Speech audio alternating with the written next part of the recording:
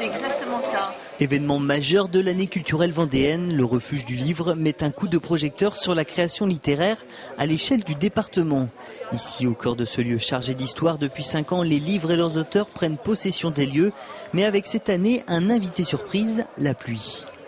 Les auteurs vendéens, ou les éditeurs vendéens, ou les auteurs non vendéens, mais qui ont écrit quelque chose qui se passe en Vendée, qui traverse la Vendée, qui a trait à la Vendée, sont tous ici. Mais aussi bien des romanciers que des historiens, que des auteurs de bandes dessinées, d'essais, de monographies. C'est un salon généraliste, mais c'est un salon du livre vendéen. Et chaque année, le refuge du livre prend de l'ampleur. Il faut dire que la Vendée recèle de nombreux auteurs sur le plan littéraire.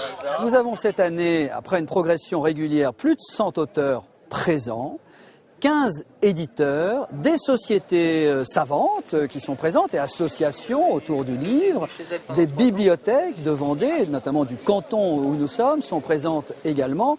Et il y a évidemment énormément d'animations autour de notre salon. Ainsi, conférences, débats et concerts sont proposés et chaque édition, le refuge du livre invite une nouvelle région.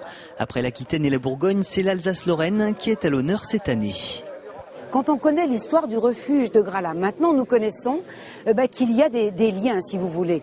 L'Alsace et la Lorraine ont été des terres de résistance, mais la Vendée aussi.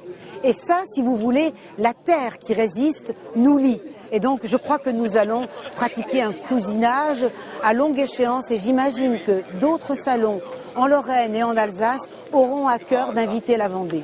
Ces auteurs-là ont été ravis, personne n'a dit non. On aurait pu en inviter 20, 30, 50. La seule chose, c'est que je risque de faire des jaloux parce qu'il fallait faire une sélection. Nouveauté cette année, le samedi soir, un dîner guinguette était proposé.